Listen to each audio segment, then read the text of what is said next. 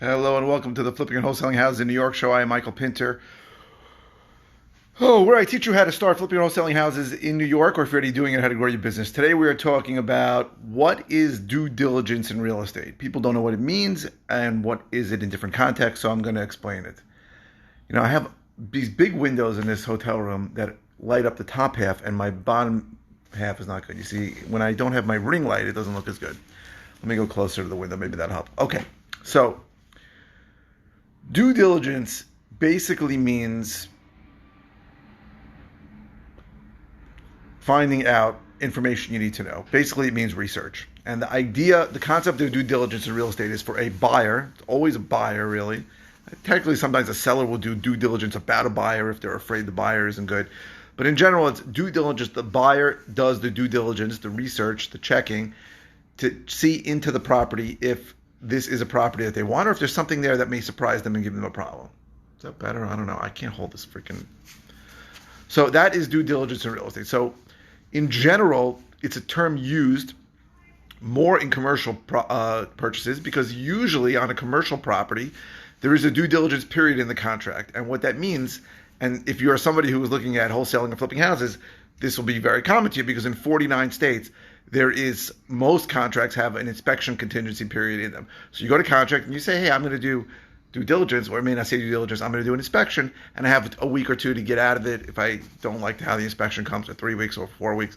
But in New York, there is no due diligence period, right? When you go to contract on a residential property, you have no way out, except in general on a retail deal, a simple house-to-house, buyer-to-seller deal, there'll be a mortgage contingency. But on a commercial property, there'll be a due diligence period of time because it's assumed that on a commercial property, whether it's a multifamily that's got a lot of leases, or even if it's an office building, whatever it is, that there's a lot of paperwork that a buyer has to look at. They want to check to see that the numbers that the seller gave to the buyer are accurate. Are that rents accurate? How long are the leases for?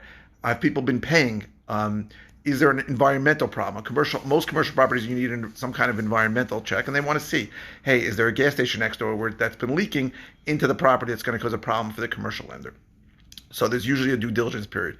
The bigger the deal, the longer the due diligence period is, usually. Not always, sometimes things have to close quickly, but in general, if it's a big deal, if it's a 500-unit apartment building, someone's got to look through all those leases. If it's a apartment building in New York City or any other place in New York where there's rent control, there's a lot of due diligence, right? I almost bought a portfolio of rent-controlled units. I had never owned rent-controlled apartments before, rent stabilized, rent controlled, and I had to hire an attorney to look at the stuff. It was mind-numbing because you are responsible if you buy a property with rent control. I mean, this is off the topic, but if you buy a property with rent control and that guy didn't follow the rules, so for example, he raised the rents higher than he was allowed to, the city can fine you.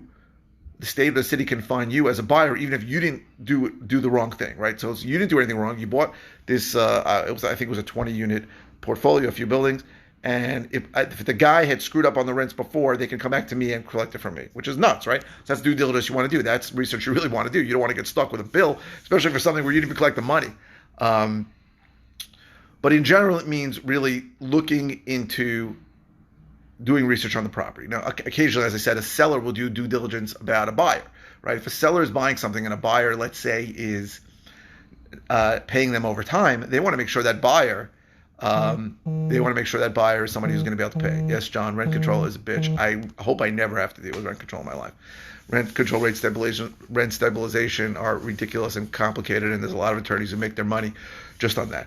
So due diligence really means doing your research, checking into it, right? They say caveat emptor, buyer beware when you buy a property. So in general, if you're buying a single family house to flip or to wholesale, the due diligence you might want to do is you want to check and see what the major systems of the property, what condition they're in, right? So you want to, I do due diligence. I could do due diligence on most houses in about 10 minutes, but I look at the roof. I can pretty much size up the roof most of the time. I look at the ceilings on the top floor to see if there are any leaks, maybe past or current. I look at the boiler and the hot water heating systems. I look at the electrical panel. Those things tell me right away a lot. They tell me a lot. Now, they don't tell you everything, right? You can miss things, right? There could be things behind the wall you didn't realize. There could be termite damage that you didn't see. There could be plumbing issues. The boiler is new, but they use old galvanized pipes in the property that may have to be replaced because they build up a lot of crap over time. It's possible, right? And those you can never. Due diligence doesn't mean that you have no risk. Due diligence means you're trying to do research to minimize your risk to see what the status of the property. So that's the first due diligence you can do. What's the condition of the property, right? When I buy a property, I make an estimate of what those repairs are, how much it's going to cost to fix this house up to make it look good, and what possible issues can show up. The other due diligence you want to do is on the title report. So you want to look at the title report and you want to see what's going on here. So sometimes a property will have problems. It'll have multiple owners, owners deceased, it's in an estate. And then you have to say, you have to talk to the seller and say, I noticed that this was in your parents' name. Do you have other siblings? Is everybody on board here, right? Because you get into situations like that all the time where one sibling lived in the house, there's another sibling they haven't spoken to. Maybe they're on bad terms, and then they don't realize that because they have a sibling, that their sibling has to sign off on the property, and then that could be a problem. So that's another due diligence. A lot of legal issues, right? Who owns it? Is the guy you're talking to, or the woman you're talking to, the owner of the property? Sometimes they're not. Oh, it's my cousin. You get those things all the time. Title's not going to be okay with that. So you need to do due diligence about legal. You need to do due diligence about liens on the property, so or mortgages on the property. So sometimes you'll show up and there'll be an old mortgage, it's not their mortgage, it's the previous guy. And you're like, hey, do you have the title report from when you bought the property? Because then I can deal with the previous lien. Sometimes these things, what happens when a property is sold is that the title company is supposed to file a satisfaction, record a satisfaction to end that lien on the property, the old mortgage. As another, just take off on another little tangent, when you take a mortgage, you sign a note that says I owe X amount of dollars, and then there's you take a note that says you're obligated to pay, and then there's a mortgage, which is a lien. In New York, it's called a mortgage. In other states, it's called a deed of trust, or in some states, it's called a mortgage deed of trust. That is a lien that will be enforced on your property if you don't follow the terms of the note. So there are other liens. Sometimes there'll be tax liens. Sometimes there'll be things.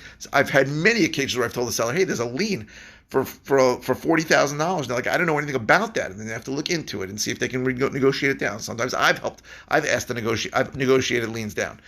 But these are the due diligence things you want to do. And the due diligence on the title you can't do right away because you don't get title in New York right away. Right? In some states you get it like in a day. In New York it could take a couple of weeks. Due diligence about the municipality. Sometimes there are open permits or open violations that sometimes the seller knows about it, sometimes they don't know about it. So this is all part of the due diligence. This is the research and the diligence. I mean, diligence means looking into things before you buy a property.